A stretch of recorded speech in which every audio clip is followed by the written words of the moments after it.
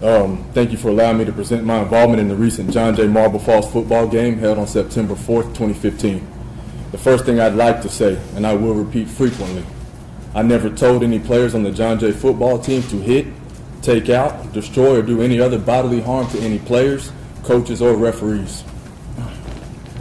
During the course of the game, many officiating irregularities occurred, but all coaches accept these decisions. What happened during this game went beyond questionable officiating calls. A player reported to me that one official was calling him, and please excuse my language, a nigger. This report was prior to the hit on the referee.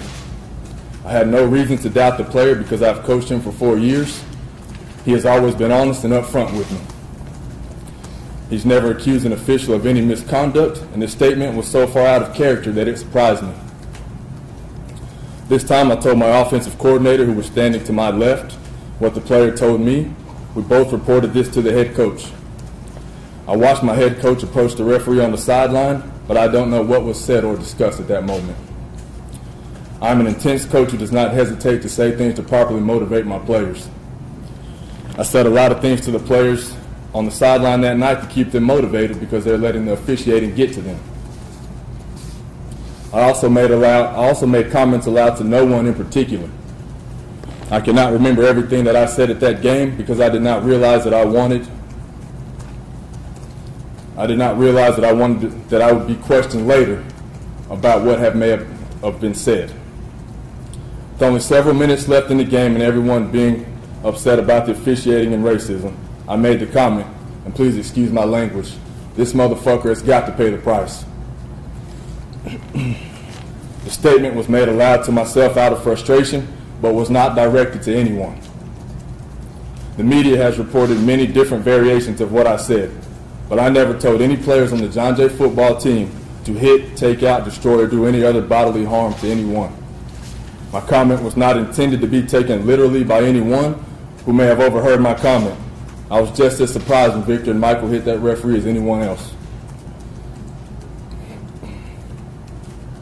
I didn't even know what to say when the official was hit, but I began wondering if something I said or something another coach may have said caused the hit.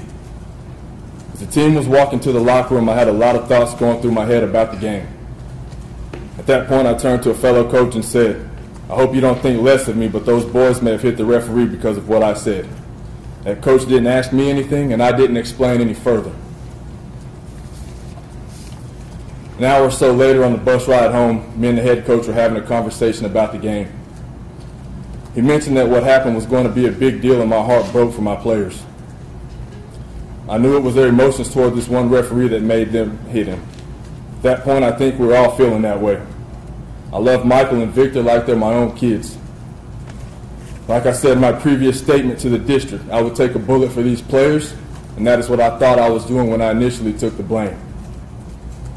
It quickly became apparent to me that trying to shift fault to myself was not going to help these kids.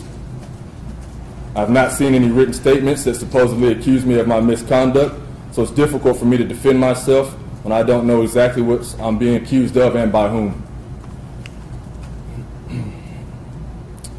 All of you on this panel have been around teenagers and are familiar with how they misinterpret what they hear. I know that I did not tell either of these players or any other players to hurt anyone. How many coaches have said to their players, get out there and kill them, or go out there and knock their heads off? I don't believe any one of you think that coaches are literally asking players to hurt people. Instead, we're trying to motivate them to whatever situation might be happening on the field. So you're probably going to ask me, what did I mean by the statement I made? To be honest, I don't know what I meant by the statement. I was venting out loud and intended for nobody to hear me. I didn't put any thought into the statement because I didn't tell anyone to hit the referee. In regards to me resigning, I never wanted to resign. I was told the day before the first UIL hearing that if I didn't resign, I would be fired. I wanted to fight this, but at that point I felt pressured to make a decision. Therefore I did, and I resigned.